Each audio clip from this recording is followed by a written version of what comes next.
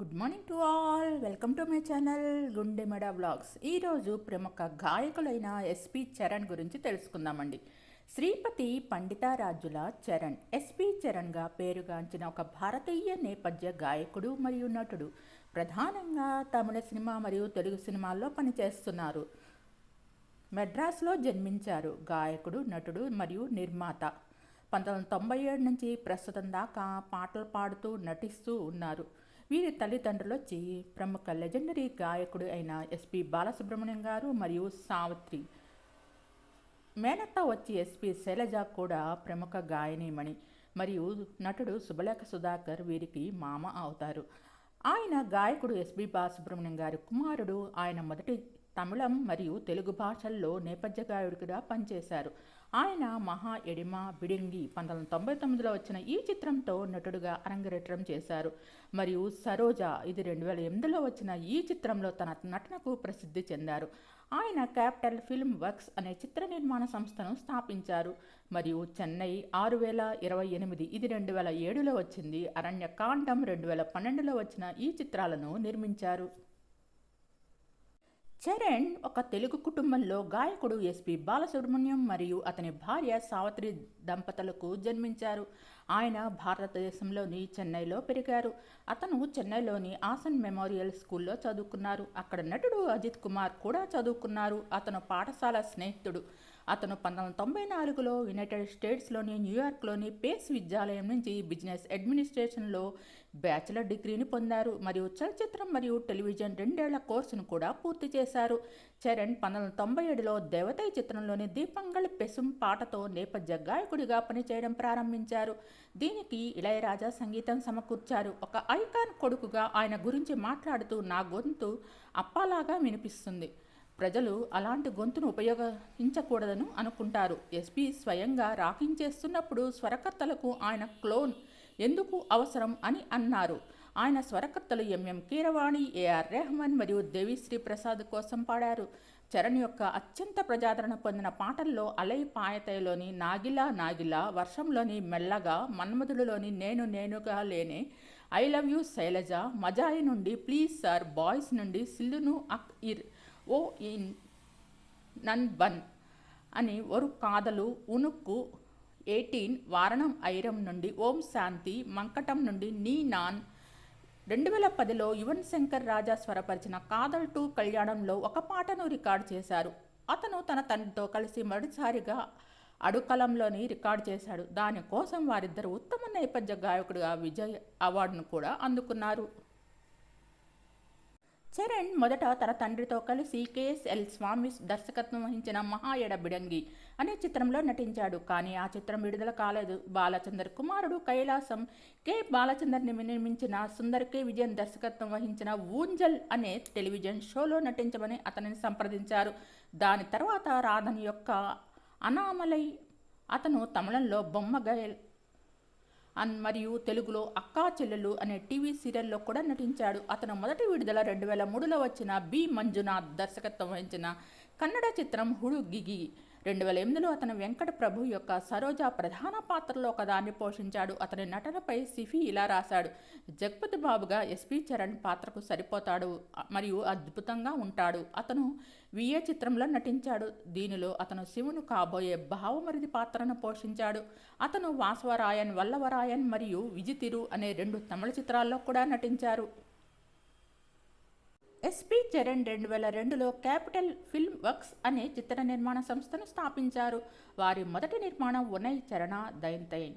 దీనిలో చరణ్ తన స్నేహితుడు వెంకట ప్రభుతో కలిసి ప్రధాన పాత్ర పోషించారు. ముఖ్యంగా చరణ్ తండ్రి బాలసుబ్రహ్మణ్యం సంగీతాన్ని అందించిన ఈ చిత్రం 4 తమిళ రాష్ట్ర చలనచిత్ర అవార్డును అందుకుంది. సముద్రఖని కథ విన్న తర్వాత తాను ఈ చిత్రాన్ని నిర్మించాలని నిర్ణయించుకున్నట్టు చరణ్ వెల్లడించారు. జయం రవి నటించిన మజయ్ చిత్రాన్ని కూడా ఆయన నిర్మించారు. ఈ తెలుగు చిత్రం వర్షం యొక్క రీమేక్. బాక్సాఫీస్ వద్ద విఫలమైంది. అతని తదుపరి నిర్మాణం వెంకట ప్రభు దర్శకత్వం వహించిన తొలి చిత్రం చెన్నై 6028 ఇది 2007లో రిలీజ్ అయింది. ఇందులో 11 మంది కొత్తవారు ప్రధాన పాత్రల్లో నటించారు మరియు ఆ సంవత్సరంలో అత్యంత విజయవంతమైన తమిళ చిత్రాల్లో ఒకటిగా నిలిచారు. 2011లో అతని 6వ నిర్మాణం అరణ్యకాండం విమర్శకుల ప్రశంసలు అందుకుంది మరియు ప్రాంతీయ central board of film certification ద్వారా 52 కట్స్ను పొందడం ద్వారా ప్రసిద్ధి చెందింది. ఇది ఆశించిన బాక్సాఫీస్ విజయాన్ని సాధించకపోయినా చరణ్ ఈ చిత్ర నిర్మాతగా జాతీయ చలనచిత్ర అవార్డును అందుకున్నారు. అతని తదుపరి నిర్మాణం తిరుడాన్ పోలీస్. దీనిని మరొక నూతన దర్శకుడు కార్తిక్ రాజా నిర్మించారు. ఎస్పీ చరణ్ తన తండ్రి ఎస్పీ బాలసుబ్రహ్మణ్యంతో కలిసి ఎస్పీబీ 50 కచేరీ టూర్ను రూపొందించి నిర్మించారు మరియు పరిశ్రమలో అతని 50 సంవత్సరాల ప్రయాణాన్ని గౌరవం పొందారు. ఈ కచేరీ tour city, Los Angeles, New Jersey, Tucson, SP Shailaja, KS చిత్ర, కల్పన రాఘవేంద్ర, ఎస్పీ శైలజ వంటి గాయకులు కూడా ఈ సిరీస్లో భాగమయ్యారు. దుబాయ్ ఎక్స్పో 2020 నుండి ఎస్పీ చరణ్ ఇళయరాజా ప్రదర్శనలో భాగమయ్యారు మరియు United Kingdom, USA, Australia, Singapore, Malaysia, Muscat మరియు యువ దసరా మైసూర్ 2024తో సహా భారతదేశంలోని వివిధ నగరాల్లో నిర్వహించిన అనేక ఇతర ప్రదర్శనలు అతనితో పాటు ఉన్నారు. తన తండ్రికి నివాళిగా అతను 2023లో సింప్లీ ఎస్పీబీ ని పర్యటించాడు మరియు తన తండ్రి గతంలో ప్రదర్శన ఇచ్చిన అనేక వేదికలపై యునైటెడ్ స్టేట్స్ అంతటా ప్రదర్శన ఇచ్చారు. గాయకులు ఎస్పీ శైలజ, సాయి విఘ్నేష్ మరియు శ్రీషా ఈ సిరీస్లో భాగమయ్యారు. ఈ సిరీస్లోని ఒక కార్యక్రమం బెంగళూరులో కూడా జరిగింది. అక్కడ రాజేష్ కృష్ణన్, విజయ్ ప్రకాష్, అనురాధ భట్ వంటి కన్నడ పరిశ్రమలోని గాయకులు కూడా ప్రదర్శన ఇచ్చారు. నటుడిగా దాదాపు 25 సినిమాల్లో నటించిన నిర్మాతగా 9 సినిమాల్లో నటించారు. డబ్బింగ్ ఆర్టిస్టుగా 2003లో వచ్చిన అబ్బాయిలు సినిమాకు గాను సిద్ధార్థ్కి డబ్బింగ్ చెప్పారు. పలు టెలివిజన్ సీరియల్స్లో హోస్ట్గా, నటుడిగా నటించారు. 2011లో జాతీయ చలనచిత్ర అవార్డును అందుకున్నారు. నిర్మాతగా అరణ్యకాండ అనే సినిమాకి 2013లో తమిళ రాష్ట్ర చలనచిత్ర అవార్డు, ఉత్తమ పురుష నేపథ్య గాయకుడిగా ఎనక్కాగా పరంతయాయే పన్నయ్యరుం పద్మనియం నుండి అందుకున్నారు. ఎస్పీ చరణ్ తన వ్యక్తిగత జీవితం గురించి ఒక ఇంటర్వ్యూలో మాట్లాడుతూ, నా జీవితంలో గెలుపు, ఓటమి రెండూ చూశాను. ఉదాహరణకు 2000 సంవత్సరంలో అనుకుంటాను 75 లక్షలు పెట్టి తొలిసారి ఒక సినిమా నిర్మిస్తే అంతా కోల్పోయాను. నా కుటుంబ విషయానికి వస్తే నేను అమెరికాలో ఓ అమ్మాయిని ప్రేమించాను. తనని ఇంట్లో పరిచయం చేశాను. అందరి ఆశీర్వాదంతో మేము పెళ్లి చేసుకున్నాం. మాకు జాహ్నవి, మయూక అని కమల పిల్లల సంతానం.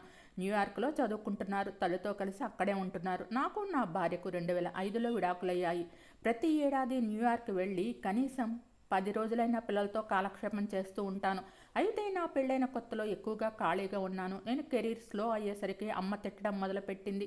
ఈ వయసులో నాన్నను పనికి పంపించి నువ్వు దున్నపోతులా పడుకుంటున్నావేమిటిరా అని విసుక్కునేది.